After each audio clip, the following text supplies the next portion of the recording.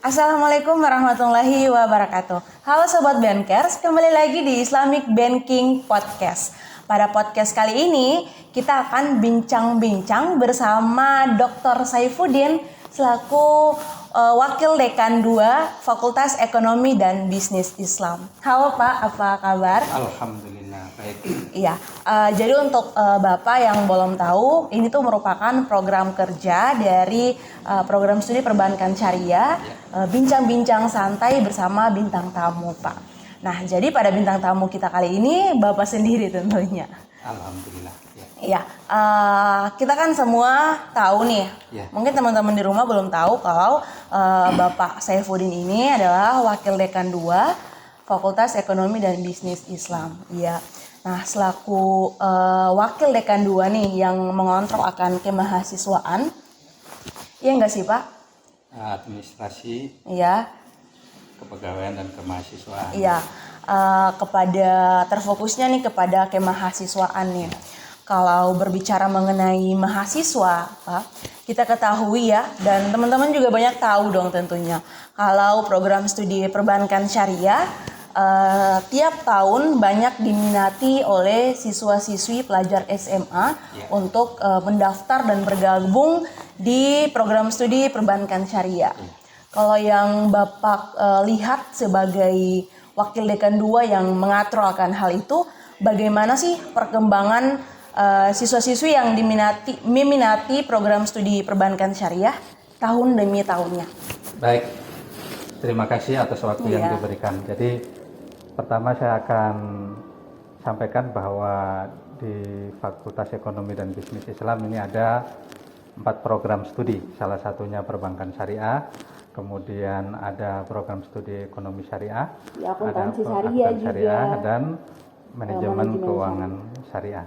Jadi betul kalau perbankan syariah ini salah satu program studi yang diminati oleh masyarakat. Bukan hanya fenomena ini bukan hanya khas Maluku Utara, tapi fenomena Indonesia bahwa perbankan syariah itu diminati oleh mahasiswa. Pertanyaannya, kenapa program studi ini menarik bagi para mahasiswa yang ingin melanjutkan kuliah?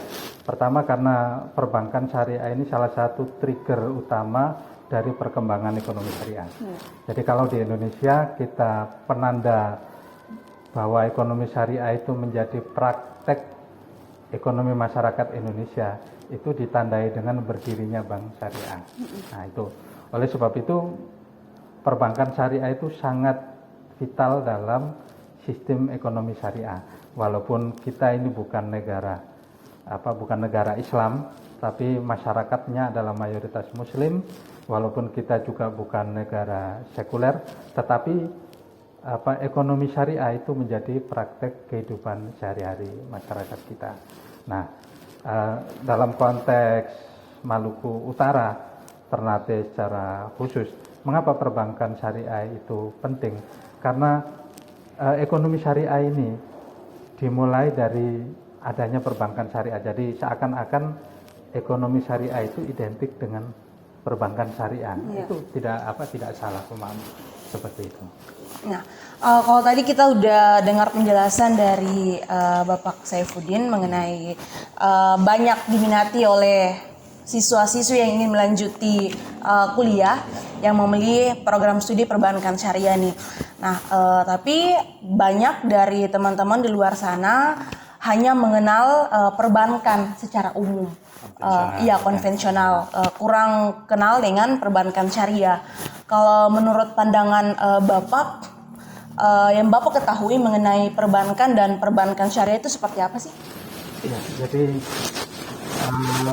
bank syariah itu adalah wujud dari pelaksanaan ekonomi syariah, tapi hanya salah satu. Sekarang sudah mulai berkembang, bukan hanya bank syariah, ada bisnis syariah, ada industri halal. Bahkan kalau misalnya di negara-negara yang non muslim, misalnya yang mayoritas non muslim besar itu, perbankan syariah ini dimasukkan dalam industri halal. Jadi halal keuangan, menjadi keuangan syariah. Nah, mengapa perbankan syariah di Indonesia itu belum sepopuler perbankan. Jadi sebenarnya kalau dalam sistem perekonomian Indonesia yang perbankannya itu menganut dual system ya, jadi bank konvensional itu hidup bersama-sama dengan bank syariah, maka keberadaan bank syariah dan bank konvensional ini saling menguatkan sebenarnya. Nah, bank syariah itu memberikan peluang, memberikan fasilitas kepada masyarakat Muslim Indonesia yang jumlahnya sekitar 90%. Nah, dulu sebelum ada bank syariah, orang-orang yang kaya itu nyimpan uangnya di rumah, jadi ditaruh di bantal. Nah, itu kan sayang itu, jadi uang itu tidak berkembang. Nah, kalau diinvestasikan di perbankan syariah, apalagi perbankan syariah itu menghindari adanya unsur riba, maka kemudian berkembang ada skema bagi hasil, ada skema sewa menyewa, ada skema jual beli dan seterusnya, yang itu sesuai dengan prinsip-prinsip ekonomi syariah. Iya, kalau tadi Bapak bilang banyak yang belum menabung di bank syariah dan menyimpan uang di bawah bantal tadi. Terus dengan adanya perbankan syariah, bagaimana dampaknya dalam perekonomian masyarakat, khususnya di Maluku Utara ini? Ya, saya kira kalau kita lihat tren perkembangan bank syariah itu hadir di Ternate ya, ibu kota provinsi de facto, bukan de jure kalau secara de jure itu ya. Itu sejak kira-kira antara tahun 2008 sampai 2019. Nah, kita punya program studi perbankan syariah sebelum menjadi S1 itu sebenarnya jauh sebelum itu. Jadi 2009 itu kita sudah punya perbankan syariah. Hanya masih diploma 3. Nah, jadi sebenarnya perbankan syariah di Maluku Utara ini perkembangannya sangat bagus. Sekarang selain bank umum syariah ya, ada 2 bank pembiayaan rakyat syariah di Ternate dan di Tidore. Nah, tren penerimaan atau dana simpanan masyarakat terkait dengan perbankan syariah juga meningkat. Nah, ada satu fenomena bukan hanya di Maluku Utara tapi secara nasional. Orang cenderung menyimpan uangnya, menabung di bank konvensional. Tetapi ketika mengajukan pembiayaan dia di bank syariah. Nah, ini sebenarnya dari satu sisi baik, tapi juga satu sisi negatif. Oleh sebab itu kenapa bank syariah diminati oleh para pengambil pembiayaan, karena dari sisi konsumen, dari sisi nasabah jauh lebih ringan. Kalau kita ekuivalen dengan biaya bunga lebih ringan di bank syariah dibandingkan dengan di bank konvensional. Iya, benar. Selanjutnya nih Pak, kalau tadi kita udah bahas mengenai perbankan syariah atau program studi kita ini di YN Ternate, tapi sayangnya program studi perbankan syariah ini masih memiliki agregitas C. Ya, bagaimana tanggapan Bapak selaku Wadik 2? Ya, jadi ini salah satu program studi paling senior ya. Program studi paling senior di fakultas ini adalah perbankan syariah. Nah, salah satu yang ingin saya perjuangkan adalah bagaimana menaikkan akreditasi program studi perbankan syariah. Apakah kita sudah punya cukup modal? Nah, kita sudah sangat cukup. Jadi ada beberapa syarat memang. Kenapa kita akreditasinya masih C? Karena pada saat akreditasi kita diurus 4 tahun yang lalu, itu kita belum punya alumni. Nah, sekarang ini kita sudah punya alumni. Itu nanti akan punya poin penting terhadap peningkatan akreditasi. Nah, kemudian karya ilmiah dosen. Nah, ini buku yang dibuat oleh dosen itu akan menaikkan akreditasi, karena pada penilaian akreditasi itu akan dilihat latar belakang dosen, jadi kepangkatannya apa, kemudian gelar akademiknya, terus karya ilmiahnya, kemudian pengabdian masyarakatnya. Jadi salah satu ikhtiar saya untuk menaikkan akreditasi program studi adalah dengan melakukan publikasi ilmiah. Salah satunya dengan buku ini. Saya punya publikasi buku Dan ini sebagian besar tentang perbankan syariah. Nah, karena itu nanti yang akan menaikkan akreditasi. Jadi misalnya ini pendidikan manajemen risiko, ini tentang perbankan. Ini Rihla literasi.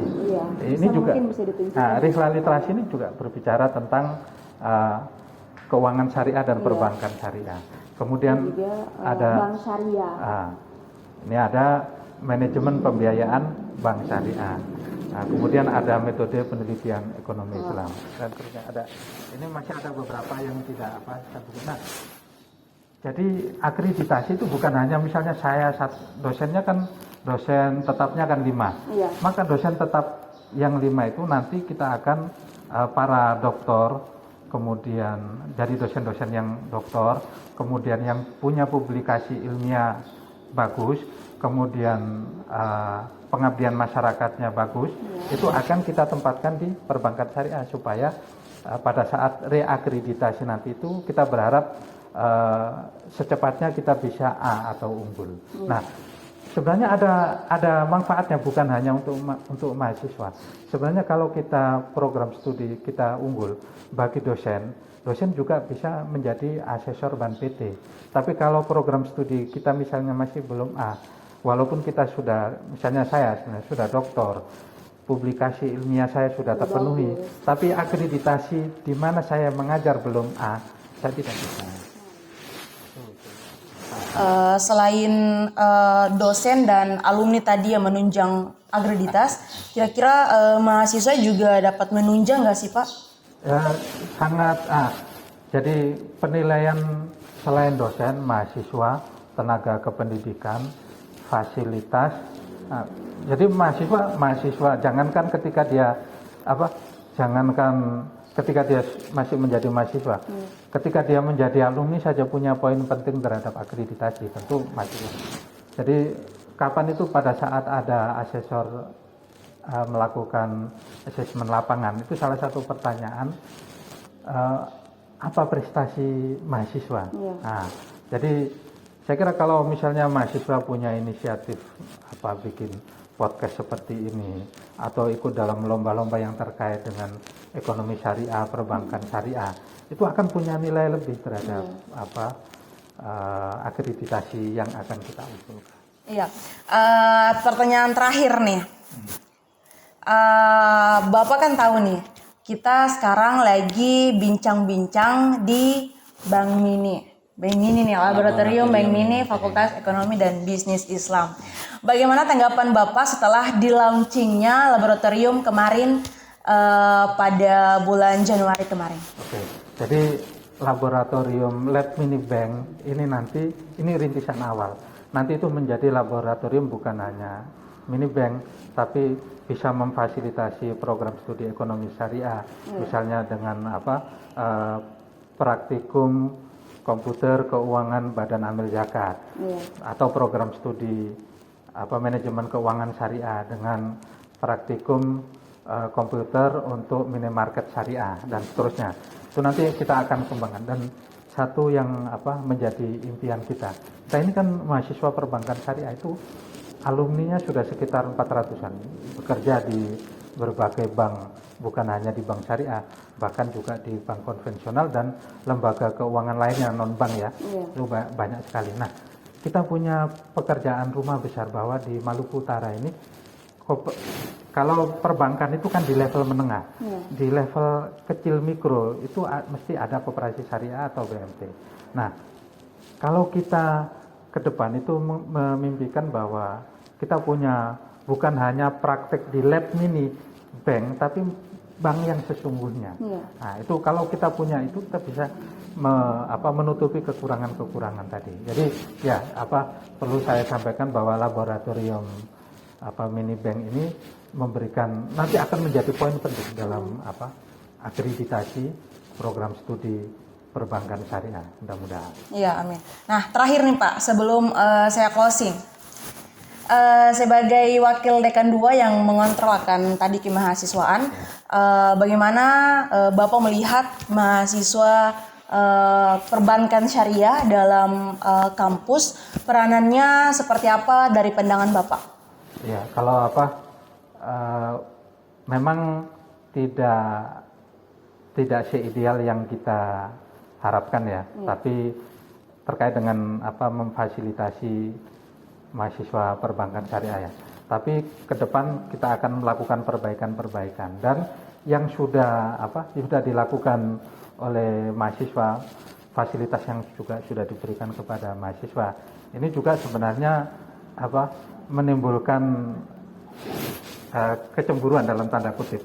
Tapi itu artinya positif ya, bahwa ternyata apa yang sudah dilakukan oleh mahasiswa perbankan walaupun dengan fasilitas yang terbatas yang sedang kita kembangkan, tapi sudah bisa menghasilkan inovasi-inovasi yang positif, dan semoga ini menjadi inspirasi ya, bukan hanya sekedar menimbulkan kecemburuan, tapi menjadi inspirasi, menjadi penyemangat kepada program studi yang lain.